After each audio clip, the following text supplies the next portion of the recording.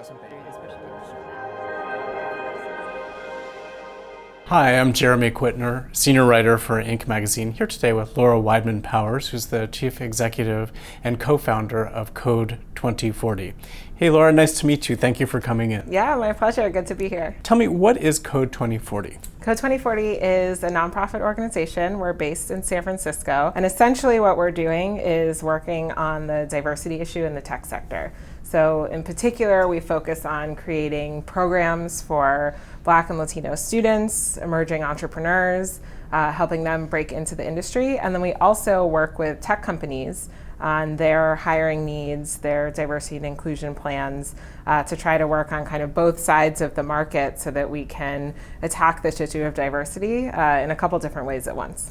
Okay, so tell me, why the focus on Black and Latino, I would imagine coders and engineers in the tech space? Why this focus? Yeah, so a couple of reasons. One is that Blacks and Latinos are particularly underrepresented in the space. Code 2040 gets its name from the fact that in the year 2040, people of color will be the majority in the US. Blacks and Latinos will be 42% of the population. Today, they earn about 18% of computer science degrees, but you start to look at industry numbers and we're looking at 3, 4, 5% of the tech industry workforce is Black and Latino. So there's both this kind of big underrepresentation and also this big opportunity because this is a growing portion of the population. It's what the new workforce is going to look like, the consumer base, and these companies need to hire. And so it's imperative on the companies to actually master what it looks like to create an inclusive culture if they're going to be competitive in the year 2040. The discrepancy between 18% and 5% is pretty enormous. Why is that? What are some of the reasons? This is one of kind of the central questions actually that the industry is trying to answer. In some cases, you have really talented Black and Latino students who look at the industry and say, why would I work there? I'm not going to succeed. Then look at the numbers. I want to have a really successful career and this isn't the place for me. So part of what we're doing is actually making sure that the message is being sent to these talented individuals that actually they are welcome. There is a place for them. Some of it ends up being attrition. So the cultures of a lot of these companies were built around the cultures of the founders. The tech industry disproportionately underinvests in HR when companies are small. And so you get just a lot of kind of messiness that happens around culture formation and practices and policies. And that's where you start to see bias creeping in. And so you see attrition as well. So it's not just kind of that first leap in, but then who's actually moving up the ranks and getting into leadership in these companies. Why do tech companies, for example, underinvest in HR? What are some of the reasons? And then how does this sort of dissonance, this kind of like bias, begin to creep in as a result of that? There's a culture of moving forward and failing fast and product first and user first, and there's kind of a tendency to look down upon any kind of structure that can slow that down. And HR is a lot of structure, it's a lot of policy, it's a lot of process, and there's really good reasons for that. But in a culture that really values being lean and being fast, that can often seem unnecessary. And what ends up happening is that maybe at the time that investment doesn't make the difference between success or failure, but you're sowing the seeds. And so 3 years down the line, 5 years down the line, you pay the price for not having invested in HR earlier. There's a lot of training that needs to happen to make sure you're creating an inclusive culture. You hear about the unconscious bias trainings that companies like Facebook and Google are rolling out. It's really just the tip of the iceberg in terms of how companies need to think about creating an inclusive space. But it involves exactly that, thinking and planning, and that only happens when you have people on staff that's their job. Can you explain what unconscious bias is and how that begins to creep in and why this is such a problem? Essentially, what it boils down to is that we humans get a huge amount of information kind of washing over us at any given moment, too much for us to process. And so we start pattern spotting. Unconsciously, our brain does this really quickly. We look for things that we've seen before, we draw a quick conclusion, and we move on. And that is an adaptation that is extremely helpful in many areas of life and survival. You see a snake, you think poison. You see something rushing past the corner of your eye, you jump out of the road in case it's a car. Like, there's a lot of reasons why this adaptation is really beneficial. But it also means that when we see persistent patterns about something like certain gender or sexual orientation or race, we can also just draw those conclusions really quickly as well, even if it's not something that we consciously believe. That's why it's unconscious bias. If you've seen a lot of images of a black guy walking down the street in a hoodie as being dangerous, then a black guy walks down the hallway at your company in a hoodie, and instead of the techie image, maybe what unconsciously happens is you feel threatened. And those sorts of kind of micro instances that we're not even necessarily aware of creep in particular when there isn't structure to counter that. So if you think about performance reviews as an example, there's a lot of research on, for example, the term aggressive and how that's applied differently for men and for women. In a man's performance review, it's often used as a positive. In a woman's performance review, it's viewed as a negative. If aggressive is not defined by the company as either good or bad, that's when you can start to have those kind of disparate effects.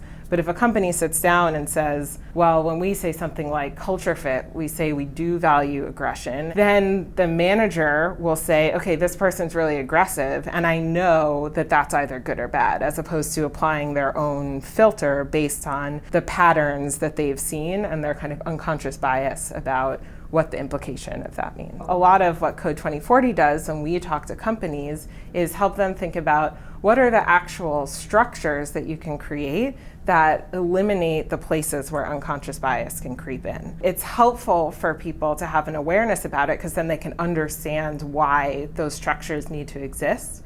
But just raising awareness isn't enough because it's not actually the individual's problem, and it's not actually the individual who can even necessarily solve it. A lot of what we're talking about is systems issues when it comes to seeing these numbers play out in the tech industry. Now, can you give me an example of some structures that could be in place that would help people catch themselves, or HR catch themselves, or just a company in general, to make more comprehensive hiring decisions? So one of the things that we talk about with companies is how they evaluate resumes, whether or not somebody's going to get an interview in the first place. We actually make placements, so we work with students around the country and we place them in tech companies. We've placed about 80 or so students at about 40 tech companies. And what we noticed was that companies would say things like, oh, well, we're only interested in hiring from Harvard, Stanford, or MIT. And we would say, well, okay, what is it about the students that come to you from those schools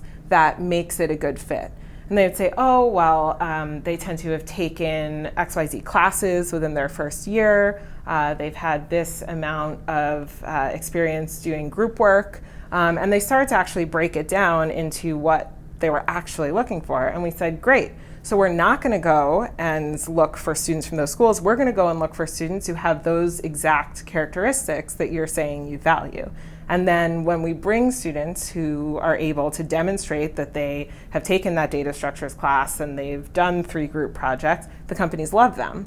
They're essentially using things like the school that they've gone to as a proxy for what they're actually looking for. And those proxies end up being way more limiting than the characteristics that actually will predict success at these companies. So just to play devil's advocate, Stanford has one of the best engineering schools in the country, if not the world.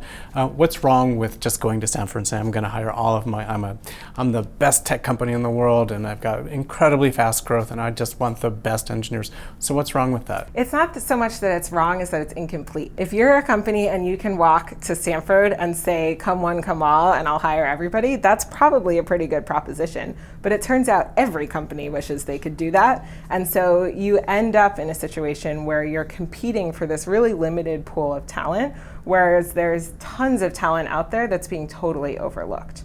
So we do work with students from Stanford. They're awesome. I myself am a Stanford grad. We also work with students from a variety of types of schools of all calibers from the entire country because we believe that there's talent everywhere. And the trick is getting companies to recognize that what they care about is not that someone's got that Stanford hoodie when they're walking down the hall. What they care about is what experiences they've had over the course of their time at a school like Stanford. And there actually are folks all around the country who are getting those same experiences and would be a good fit. How do you educate people about education? That, it's not only the Ivy Leagues that produce really top-notch talent. It started out as a much more difficult sell. And I think when we started Code 2040 in early 2012, there was this kind of dominant narrative that tech is a meritocracy and the people who are here deserve to be here and the people who aren't here don't deserve to be here. And kind of that's all there was to it. And the narrative has changed a lot. And I think some of that is just looking at the data. It's also very data-driven culture. As the conversation has evolved over the past few years, we've seen more and more people come to the table saying, like, this doesn't feel right. Something's not right about, I believe that there are talented Black people out there. There are talented Latino people out there. Why am I not seeing them to my left and my right when I show up at work? And so we've been able to say, okay, well, here's some ideas. Here's why we think that maybe you aren't seeing them. Because even though a policy like we only recruit at the top 10 engineering schools in the country is certainly not racist, it has implications around race that are totally unintended. There are steps that have to be taken in order to broaden the group that you are looking at as feeling like a good fit for you that maybe are a little bit harder than just simply saying top 10 or nothing. Why is your group focused on Black and Latino workers as opposed to a broader set of minorities?